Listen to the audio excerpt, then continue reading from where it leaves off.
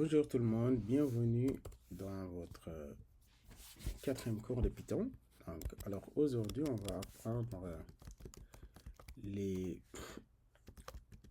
types de données de base avec Python.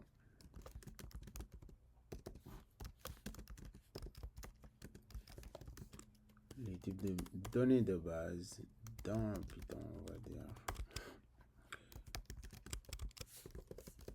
Alors, c'est quoi les types de données de base? C'est la façon de sauvegarder de l'information, c'est-à-dire des données, dans le but d'y accéder plus tard.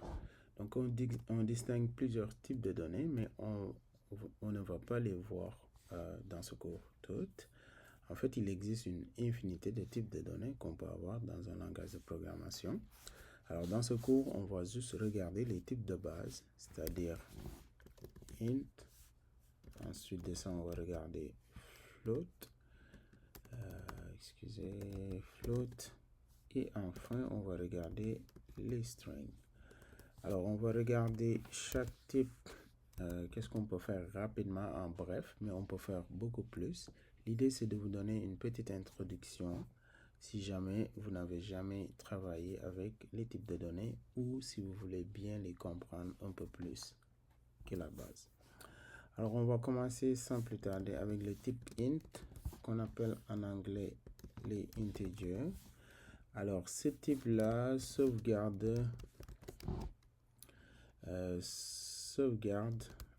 les nombres entiers, c'est-à-dire les nombres sans décimale. Alors, si je vous donne un exemple, on peut avoir x égale 100, y égale 200. On peut demander à Python juste pour valider c'est quoi le type de x. Alors, si on veut valider, on peut exécuter ce code. Il dit que c'est classe int, c'est-à-dire classe, c'est l'objet Python ou l'outil Python qui va nous permettre de définir nos propres types de données. Alors, ici, on voit que c'est de type int. Alors, pour la même chose, on peut regarder pour y. Y aussi, ce sera de type int. Alors, qu'est-ce qu'on peut faire avec les int? On peut faire toutes sortes de mathématiques qu'on peut faire avec les nombres entiers. Alors, par exemple, on peut dire à Python print x plus y.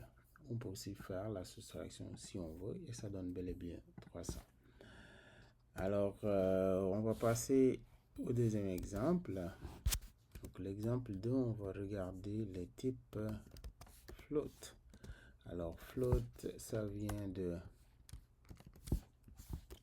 floating digits en anglais, donc c'est des nombres décimales. Alors, il permet de sauvegarder en Python des nombres décimales. Sauvegarde les nombres décimaux. Alors, par exemple, donc ici, je peux avoir A égale 12.5, B égale 2.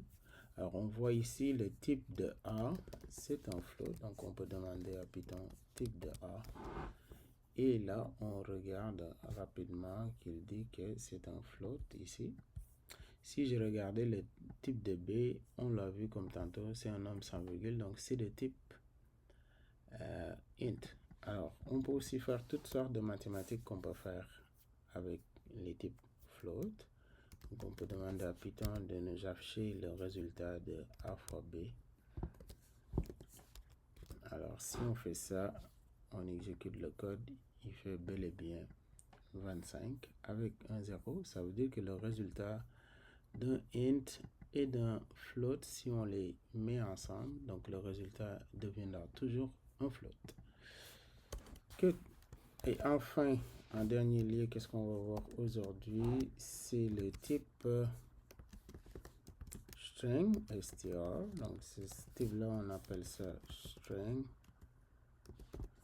Donc, ça sauvegarde quoi? Donc, ça sauvegarde les chaînes. Alors, une chaîne, c'est une chaîne de caractères. Donc, exemple, j'ai du texte, une variable que j'appelle texte. Et là, dans ce texte-là, je sauvegarde le mot Python.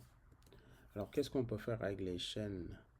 On peut aussi les additionner, mais ça ne fait pas la même chose, ça concatène. Si on additionne deux chaînes, par exemple, on peut dire à Python print j'aime. Ensuite de ça, je peux mettre un espace ici et je mets plus mon texte. Alors, quand on exécute ce code, vous voyez, ça dit j'aime Python. On peut aussi aller accéder aux informations dans ma chaîne. Donc, on peut demander à Python de me sortir le texte, mais je veux seulement l'élément 0 jusqu'à l'élément numéro 3, par exemple. Alors, Python va nous sortir PYT. Alors, ce qu'on est en train de faire, ça s'appelle du slicing. Alors, on numérote chaque élément d'une chaîne de caractères avec des index. Donc, le premier, ça commence par 0, 1, 2. Et quand on voulait accéder, on donne le premier jusqu'à la fin et l'index du dernier n'est jamais inclus sur le résultat. Donc, quand on dit donne-moi l'index 0 jusqu'à 3, qu'est-ce qu'il fait? 0, 1, 2. Le troisième, c'est H, mais il va s'arrêter là. Donc, le résultat sera juste cette portion-là. De la même façon aussi, on peut demander à Python de sortir le texte. Donne-nous depuis l'index, mettons 2, jusqu'à l'index 6. Alors, si on exécute le code, il nous donne ton, donc T-H-O-N. Alors, si on comprend bien qu'est-ce qui se passe, 0, 1, 2, donc l'index 2, c'est un T qui est là-bas. Ensuite, on continue. Donc, je recommence. Donc, 0, 1, 2, c'est un T. 3, 4, 5. 6, il n'y en a pas. Mais il va te donner jusqu'à la fin. Donc, si j'avais dit 5, il va s'arrêter à O. Donc, on peut faire cet exemple-là. Donc, si je vais jusqu'à 5, il va juste donner THO. Parce qu'il ne donne jamais la boîte qu'on s'arrête. Alors, on s'est rendu à T, c'est 2, 3, 4, 5. Cette boîte qui contient le N, il ne donnera pas ça. Alors, on va finir avec un dernier exemple pratique pour qu'on travaille avec des chaînes.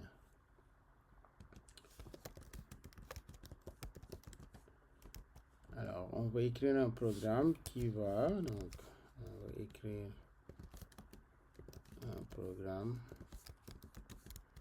qui demande à l'usager de donner son prénom et nom et lui retourner une adresse courriel. Alors, l'adresse courriel, il sera composé de quoi? L'adresse courriel, c'est première lettre de son prénom, du prénom et nom de famille. À commercial.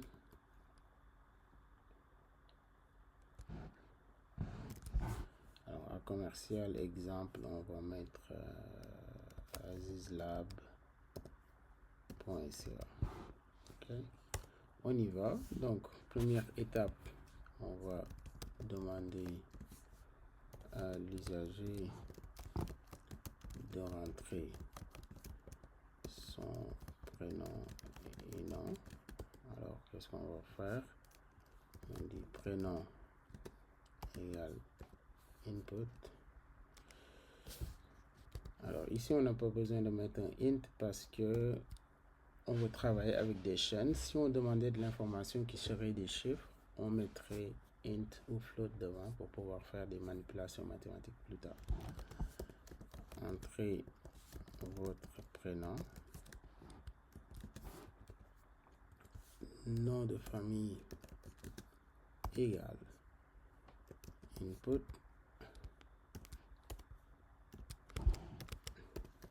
entrez votre nom Et là, ici, on va aller créer son adresse courriel. Donc, on va créer son adresse courriel. Alors, comment on crée son adresse courriel? On va dire adresse égale. On prend le prénom. On prend l'index du début. Donc, c'est le premier élément. On ajoute quoi? On va ajouter son nom. On ajoute quoi d'autre? On va ajouter quoi? Une chaîne qui va être à commercial azizlab.ca. Et ensuite de ça, on va afficher la réponse. Donc, on va afficher afficher le résultat. Alors, comment on affiche le résultat? On va faire print. Votre adresse courriel est de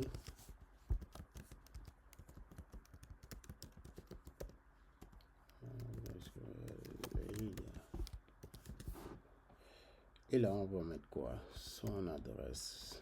Alors ici on va aller utiliser un string pour pouvoir insérer son adresse courriel. Donc on va rajouter son adresse.